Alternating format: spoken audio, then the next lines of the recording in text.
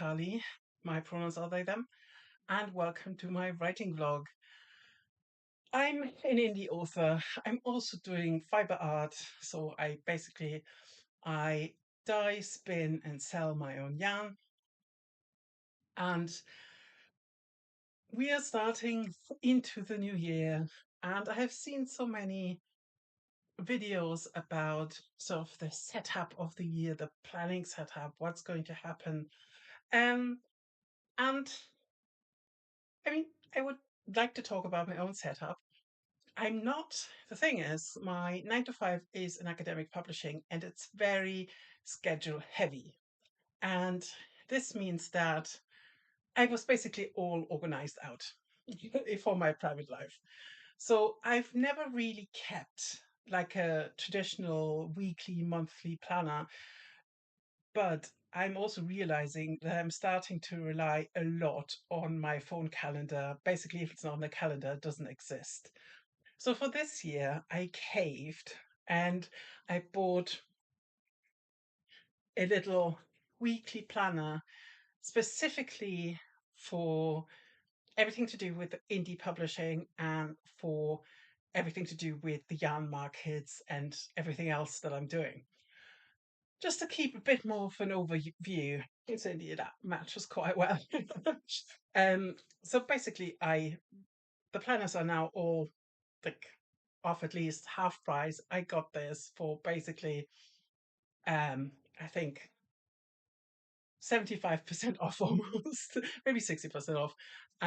It's a small thing, but I hope that by basically having a weekly spread, I didn't want to go as far as having a daily because I think that's going to be almost a bit overwhelming. So just so I'm getting more into the habit of posting on Instagram regularly because I think I've fallen off that at the end of last year when I wanted to sort of retreat a bit more. But now I have books coming out this year, so I marketing efforts basically. But yeah, also when I'm doing like YouTube filming, when that works best, or editing. Um, and so I just know when what is being released as well.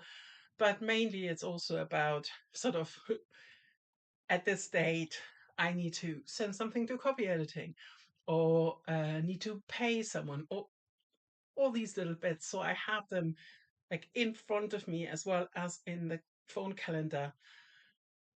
So the phone calendar is sort of a backup to it, but because I don't see the phone like all things in one spread, I'm just trialing this method if this just works a bit better for me. If not, this I because it was so like reduced to clear, I haven't really lost anything with that. Yeah, I also made like a list of like potential craft markets I want to check out. I know that if I book them all now, it's going to be a fair chunk of money that I have to lay out for table fees. But I already have a few events in the calendar, so I've basically put them in today. Um, then the most important one is my current manuscript, and as you can see, I'm very much like almost at the end of it. I think I'm in chapter 22 of 25, and I think I can do it in 25. I've today had the idea for the last scene, which is always sort of a great, okay, let's bring everything around. And if I can pull this off, like have a 50, about 55, like 50,000 word novel, it's going to be a nice size of manuscript to work with. Um, I spilled coffee yesterday all over the thing. Thankfully, I could reconstruct the page there because I'd just written it. It was just one page that was severely smudged. But yeah, so that's arguably the most important notebook of them all. And has this little insert notebook that if I would write a second, like need a second notebook, this could go from this one to the other one, sort of cast of characters, ideas, what could happen, especially to keep track of the ideas.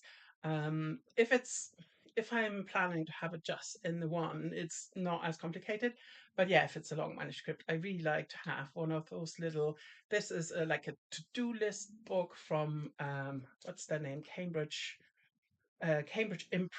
imprint pattern makers, and I really love them because they're so slim and convenient to put into the books. Then the next thing is my sort of my personal journal. This is these both are Leuchtturms. This is the A5 size. This is the A6 size, um, and they come in lots of lovely colors. So usually, what happens that when I'm working on my manuscript, I'm not writing so much in my journal, but this time around, I think because I'm also like getting into fountain pens and stuff, um, I'm writing a lot more in my journal while I'm writing. And it's actually a nice thing because then I can sort of,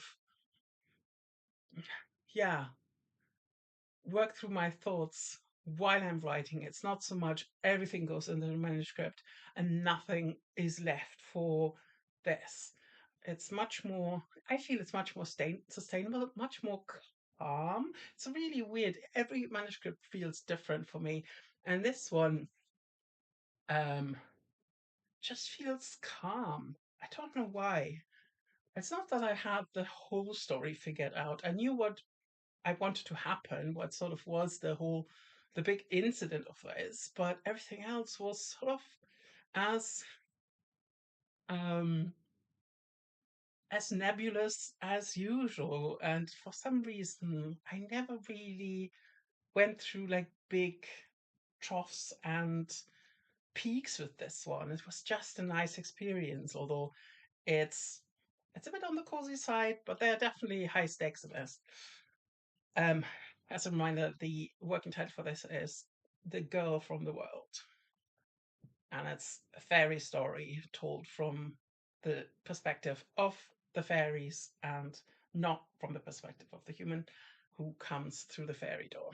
Um, and then the last one is my reading journal that I've been sort of, um, yeah, keeping up with.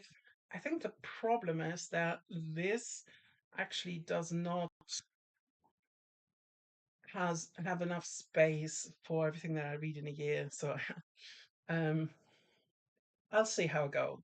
But so far, I might, yeah. I think what I'm going to do is set next year. If this is something I really like, I'll just set up my own reading journal for next year. It's a nice practice. I haven't done this before. So this and the little planner are actually like part of the new setup. Um, so let's see if I continue this into next year. But I just wanted to see if I can make it work for me. Apart from that, as I mentioned, I'm starting to plan out events. I'm going to do EasterCon. Um, that is in Birmingham this year. It's sort of a traveling convention, and Birmingham is not too far away from me, so I'm definitely doing this one. But it's a large, long event, and I'm doing it on my own. I'm starting to get a bit nervous about it. um, I mean, I'm really looking forward to it. It's going to be a lovely experience, I'm sure. I have heard so many good things. It's just going to be, I'm going to be exhausted afterwards. So yeah, let's see how that goes. Usually I don't like to do multiple days in a row, but this just sounded too good to be true. So it's like, oh, it sounds like an excellent way to trial it. And yeah, let's see how I'm doing. And I'm also um, what I really want to do after this is get back to editing. Um, I often find that I have a problem if I'm writing a first draft and editing at the same time. It's usually a bit more divided, and I haven't edited for a long time now. And I actually wanted to do it before I started The Girl from the World, but somehow that didn't happen. it's almost as if I'm in avoidance mode at the moment. Um, but there's nothing to it. I really need to go back to it, um, just for scheduling and everything, and things that I'm working with other people who, yeah, rely on me as well to do my bit. So yeah, I need to go back to editing, and I think I mentioned already that I'm thinking of making the next proper season an editing vlog season. But before last week, I was quite happy that I didn't have, or that what didn't happen before was that I usually when I'm in the last stretch of a project, I will get a new idea, and that hadn't happened until last week. But last Sunday, I suddenly had a title in my head. I was driving, I was coming back from the lake. So I'd just gone proper, like, already got properly warm again. And driving is excellent for me for sort of I get lots of ideas while I'm driving, maybe listening to some music, and usually it's not. Although recently it happened much more often that I have a title in my head, and then comes, "Ooh, that could be this story." Um, and this time around, it was definitely like a word blazing up in my brain, and other ideas that I've already played with, sort of clustering around the title. Um, but I'm also wanting to, apart from like the series that I'm sort of working on as well, I also want to do something big and ambitious again. Um, in the beginning, I thought that the next one might be already the big and ambitious thing, but I don't think that's going to be the case because the big and ambitious thing is going to need a fair bit of research on my part. And if I just want to basically keep the happy flow going, the next one needs to be exactly what The Girl from the World is, just a one notebook standalone and sort of have with me because it makes me happy to have something to write. Um, it can be ambitious too, but maybe a bit more playful. Not everything needs to really um, go back to drama and everything. I think the big ambitious project, um, which doesn't have sort of a project name yet, but I'm starting to get ideas for it. Um, but it's definitely something that I need way more people around me to advise and give their own, basically, yes, you can do it like this, no, you can, almost like a focus group. So yeah, I'm sort of at the moment, I'm sort of, I know I want to write about this topic, but I'm keeping it on the back burner. And but I, in the meantime, I will have something small to fiddle with and just write if I want to write. I think maybe that's good strategy to have like a bit more of a playful project and then work in the background, sort of collect stuff. One of my things is that when I have an idea and I start to, like, bits start to stick together, if I wait too long to write it, I lose interest in it. So I think by keeping the big important project, Slow Moon, my series, was one of those projects, and at some point I just knew I when I started to write it in 2021, NaNoWriMo was still going, and the I thought, should I wait until November? But I actually started writing it on the 15th of October, as far as I remember. It was definitely in October before NaNoWriMo, because I knew if I wait too long, I lose momentum. And I think that's something that many people deal with. Um, and I don't want to fall head over heels into a project that is more ambitious, that's more sensitive, that needs a lot of input and just guidance. So I think this is why I decided to remove those two, like pluck them apart again. Like in the beginning, they're clustered, and then I was like, no, I'm going to do the smaller project as sort of a thing on the side that I fiddle with, and like um the big more serious thing that's going to be in the background, that needs research, that needs more time, that needs more input. So that's the my January um 2026 um outlook. um yeah, I mean, how do you do it? How do you structure your writing? Is it easy for you to do a lot of projects next to each other?